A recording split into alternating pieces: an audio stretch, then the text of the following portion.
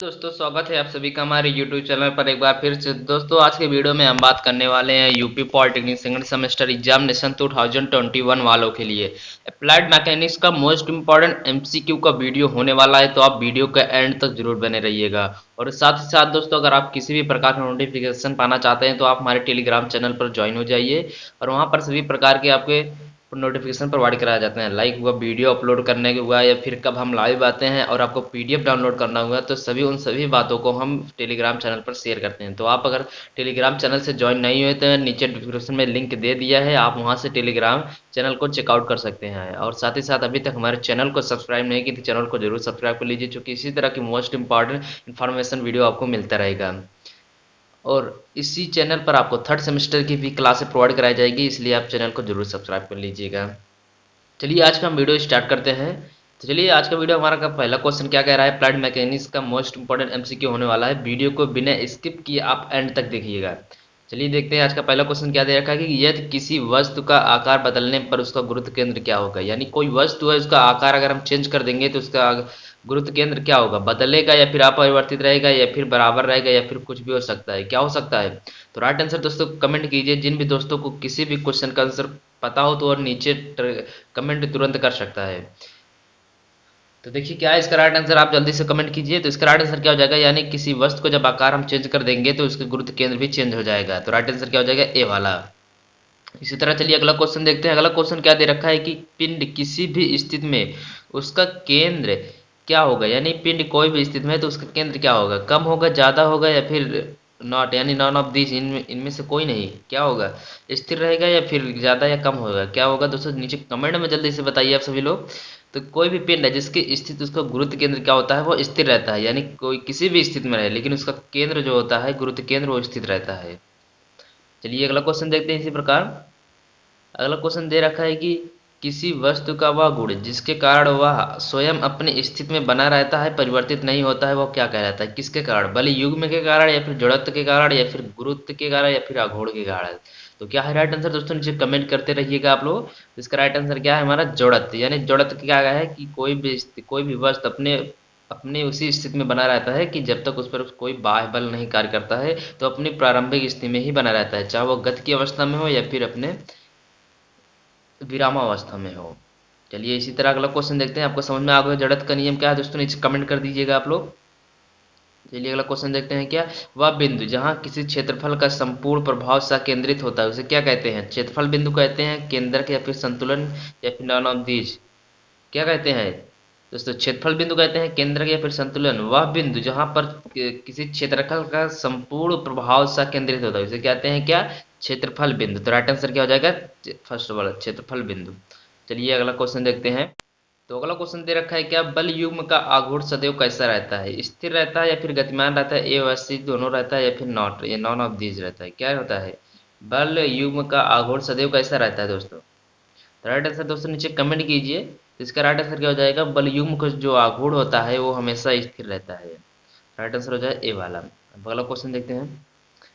अगला क्वेश्चन दे रखा है कि एक सॉरी यहाँ पर परिभ्रमण त्रिज्या की इकाई क्या होती है, मीटर पर सेकंड स्क्वायर होती है या फिर मीटर होती है, मीटर क्यूब या फिर नॉन ऑफ दिस, क्या होती है दोस्तों कमेंट में बताइए। यानी परिभ्रमण त्रिज्या, त्रिज्या की इकाई मात्रक पूछ रहा है, यूनिट ऑफ परिभ्रमण त्रिज्या, परिभ्रमण त्रिज्या, त्रिज्या को आर से नोट करते हैं, आर हमारा क्या होता है, मीटर में होता है। तो मीटर क्या हो जाएगा हमारा राइट आंसर, सेकंड वाला राइट आंसर मीटर। चलिए इसी तरह अगला क्वेश्चन देखते हैं। एक आदर्श मशीन की दक्षता कितनी होती है, नीचे कमेंट में जल्दी से बताइए। ये क्वेश्चन हमने आपको पहले ही बताया था, क्या 0% होती है, 100% होती है या फिर 50% होती है या फिर नॉन ऑफ दीज, क्या होती है दोस्तों। इसका राइट आंसर क्या होती है, एक आदर्श मशीन की जो दक्षता होती है वो सब 100% होती है। अगर आपको यहाँ पर पूछ लिया जाए 1 2 3 4 5% हो तो इसमें से क्या आप टिक करेंगे। तो राइट आंसर क्या हो जाएगा हमारा 1%। अगर काउंट में पूछ रहा है 1 2 3 में पूछ रहा है तो उसको होगा 1% हो जाएगा, सॉरी 1 हो जाएगा। उस जो मशीन की दक्षता होती है वो 1 होती है। अगर परसेंटेज में पूछ रहा है तो 100% होती है। चलिए अगला क्वेश्चन देखते हैं। इसी तरह अगला क्वेश्चन क्या दे रखा है, यांत्रिक लाभ यम में यानी मैकेनिकल एडवांटेज का मात्रक होता है, क्या होता है, न्यूटन होता है, जूल होता है, फिर वाट होता है, मात्रक विहीन होता है, क्या होता है। राइट आंसर दोस्तों नीचे कमेंट कीजिए। तो इसका राइट आंसर क्या होता है दोस्तों, न्यूटन। न्यूटन तो बल का मात्रक है और कार्य जूल का है और शक्ति का मात्रक वाट है। तो यांत्रिक लाभ का मतलब ये क्या है हमारा, मात्रक विहीन है। तो इसका राइट आंसर हो जाएगा मात्रक विहीन। चलिए आपको बताएंगे अभी अगले, आप लास्ट तक बते रहिए, इसको हम बताएंगे आपको किस लिए मात्रक विहीन होता है, कैसे होता है, तो आप लास्ट तक जरूर बने रहिएगा। और चैनल को अभी तक नहीं सब्सक्राइब किया, चैनल को जरूर सब्सक्राइब कर लीजिए, क्योंकि थर्ड सेमेस्टर भी इसी से पढ़ना है। चलिए अगला क्वेश्चन देखते हैं, यदि किसी मशीन के भार का मान बढ़ाया जाए, यांत्रिक लाभ क्या होगा। यानी किसी मशीन का भार को जब हम बढ़ा देंगे तो उसका यांत्रिक लाभ क्या होगा, बढ़ेगा, घटेगा या फिर स्थिर रहेगा, इनमें से कोई नहीं। तो क्या हो जाएगा, यदि हम डब्लू को इंक्रीज करेंगे, जब डब्लू को हम बढ़ाएंगे तो क्या हो जाएगा हमारा, इसकी जो यांत्रिक लाभ होते हैं, मैकेनिकल एडवांटेज भी इंक्रीज हो जाएगा। तो राइट आंसर क्या हो जाएगा, ए वाला। चलिए अगला क्वेश्चन देखते हैं। अगला क्वेश्चन दे रखा है कि 10 किलो न्यूटन का भार 400 न्यूटन के प्रयास हो जाएगा यहाँ पर दोस्तों, प्रयास से उठाया जाता है, तो यांत्रिक लाभ क्या होगा। यानी 10 किलो न्यूटन का भार 400 न्यूटन के प्रयास से उठाया जाता है, तो यांत्रिक लाभ क्या होता है। यांत्रिक लाभ में मैकेनिकल एडवांटेज बराबर क्या होता है दोस्तों, हमारे यहाँ पर जितना वेट रहता है, ये क्या है हमारा, जितना न्यूटन बल रहता है, सॉरी दोस्तों, न्यूटन रह के यहाँ पर क्या हो जाएगा, 10 किलो न्यूटन में कह रहा है, तो किलो को हम न्यूटन में अगर चेंज करें तो कितना हो जाएगा, 1000 से भाग गुणे कर देंगे, 1000 से गुणा, फिर उसके बाद 400 न्यूटन नीचे है, 400 न्यूटन। यहाँ पर देखिए न्यूटन ये भी है, न्यूटन ये भी चेंज हो जाएगा, न्यूटन न्यूटन से कैंसिल हो जाएगा, इसलिए हमारा क्या होता है, जो मैकेनिकल एडवांटेज होता है वो मात्रक विहीन होता है। चलिए हम इसको सॉल्व करेंगे, कितना हो जाएगा, यहाँ से दो कैंसिल हो जाएगा, बच्चा 100, उसके बाद कितना हो जाएगा, 10 दामा 100, यानी कितना हो जाएगा, 25 चौके 100। तो राइट आंसर क्या हो जाएगा, 25। ना तो 10 ही होगा, ना 15 होगा, ना 20 होगा। इसी तरह से और भी क्वेश्चन होंगे, आप सॉल्व कर लेंगे। क्या, मैकेनिकल एडवांटेज बराबर होता है न्यूटन में जो दिया रहेगा और उसका प्रयास, यानी जो भार दिया रहेगा डब्लू और इसका प्रयास पी होता है। तो इसी तरह सॉल्व कर लेंगे, राइट आंसर क्या आ जाएगा, 25 आ जाएगा। इसी तरह चलिए अगला क्वेश्चन देखते हैं। अगला क्वेश्चन दे रखा है कि वास्तविक मशीन के आउटपुट का मान इनपुट के मान से कैसा रहता है, कम रहता है, ज़्यादा, या फिर बराबर रहता है, फिर नॉन ऑफ दीज कैसा रहता है, कम होता है, ज़्यादा, या फिर बराबर होता है। राइट आंसर नीचे कमेंट कीजिए। तो इसका राइट आंसर क्या हो जाएगा, कम होता है। जो वास्तविक मशीन का आउटपुट का मान होता है वो इनपुट के मान से काफ़ी कम होता है, तो राइट आंसर क्या हो जाएगा, कम होता है। चलिए अगला क्वेश्चन देखते हैं। चलिए अगला क्वेश्चन क्या दे रहा है कि वेगानुपात के लिए कौन सा कथन सत्य है, डब्लू बाई पी, या फिर पी बाई डब्लू है, या फिर पी इंटू डब्लू है, या फिर नॉन ऑफ दिस क्या है दोस्तों, कमेंट कीजिए। वेगानुपात क्या है, वेलोसिटी रेशियो क्या कह रहा है, क्या होता है वेलोसिटी रेशियो, वी आर पूछ रहा है, वी आर बराबर क्या होता है, डब्लू बाई पी होता है, या फिर पी बाई डब्लू होता है, या फिर पी इंटू डब्लू होता है। तो राइट आंसर क्या है दोस्तों, कमेंट कीजिए जल्दी से। तो इसका राइट आंसर क्या हो जाएगा, पी बाई डब्लू होता है, राइट आंसर सेकेंड वाला पी बाई डब्लू। चलिए अगला क्वेश्चन देखते हैं। अगला क्वेश्चन दे रखा है कि लीवर लाभ का मान कितना होता है, वह एक से ज़्यादा होता है, या फिर एक से कम होता है, या फिर एक के बराबर होता है, नॉन ऑफ दीज क्या है दोस्तों ना, कमेंट कीजिए जल्दी से। लीवर लाभ का जो मान होता है क्या होता है, एक से कम होता है, या फिर एक से ज़्यादा होता है, कमेंट में क्या है। इसका राइट आंसर क्या हो जाएगा, एक से कम होता है, लीवर लाभ का मान एक से कम होता है। आप ध्यान दीजिएगा इन सभी क्वेश्चन को, बहुत मोस्ट इंपॉर्टेंट एमसीक्यू बता रहे हैं आपको, इसको वीडियो के एंड तक देखना है।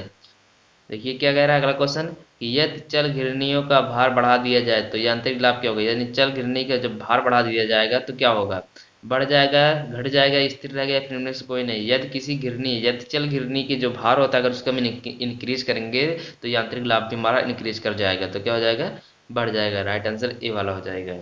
चलिए अगला क्वेश्चन देखते हैं। अलग अलग क्वेश्चन दिया कि यदि चल घिरनियों की संख्या 3 हो तो घिरनियों का यांत्रिक लाभ कितना होगा। यहाँ पर देखिए चल घिरनियों की संख्या जहाँ पर दिया रहता है वहाँ पर यांत्रिक लाभ क्या होता है, आपको कमेंट में बताना है दोस्तों। क्या है, 9 होता है, 8 होगा, या फिर 6 होगा, या फिर 16 होगा। तो इसका फार्मूला होता है एक, जहाँ पर चल घिरनियों की संख्या दी रहती है तो क्या हो जाएगा, 2 की पावर n होता है। n हमारा क्या है, घिरनियों की संख्या। तो यहाँ पर राइट आंसर क्या हो जाएगा हमारा, मैकेनिकल एडवांटेज एम में बराबर इक्वल टू क्या हो जाएगा, 2 की पावर n हो जाएगा। तो n हमारा क्या है, यहाँ पर नंबर ऑफ घिरनियों की संख्या है, तो क्या हो जाएगा, 2 की पावर 3 करेंगे तो कितना आ जाएगा, 8 आ जाएगा। तो राइट आंसर हो जाएगा 8। चलिए अगला क्वेश्चन देखते हैं। अगला क्वेश्चन दे रहा है कि घर्षण तथा अभिलंब प्रतिक्रिया का अनुपात क्या होता है। घर्षण तथा अभिलंब प्रतिक्रिया का अनुपात सदैव कैसा रहता है, कम रहता है, फिर स्थिर रहता है, फिर अधिक रहता है, या फिर नॉन ऑफ दीज क्या है दोस्तों। राइट आंसर में कमेंट कीजिए। जो घर्षण तथा अभिलंब का प्रतिक्रिया का अनुपात होता है वह सदैव स्थिर रहता है, तो राइट आंसर हो जाएगा सेकंड वाला। चलिए अगला क्वेश्चन देखते हैं। इसका आंसर आपको नीचे कमेंट में बताना है कि किस कारण मशीनों का कुछ भाग घिस जाता है, घर्षण के कारण, या फिर बलयुग्म, या फिर क्लच, या फिर कपलिंग के कारण। तो राइट आंसर आपको नीचे कमेंट में बताना है दोस्तों कि किस कारण मशीनों का जो कुछ भाग होता है वो घिस जाता है। और तो आज की वीडियो में बस यही इतने क्वेश्चन मोस्ट इंपॉर्टेंट एमसीक्यू हैं, इन सभी क्वेश्चन को आप तैयार कर लीजिएगा। और अभी तक चैनल को सब्सक्राइब नहीं की तो चैनल को जरूर सब्सक्राइब कर लीजिए, क्योंकि आपको थर्ड सेमेस्टर की भी क्लासेस इस पर प्रोवाइड कराई जाएगी। तो चलिए दोस्तों, मिलते हैं अगले वीडियो में। और साथ ही साथ अभी तक हमारे टेलीग्राम चैनल से ज्वाइन नहीं होते, टेलीग्राम चैनल का लिंक के नीचे डिस्क्रिप्शन में दिया है, तो आप वहाँ से ज्वाइन हो सकते हैं। चलिए दोस्तों, मिलते हैं अगले वीडियो में।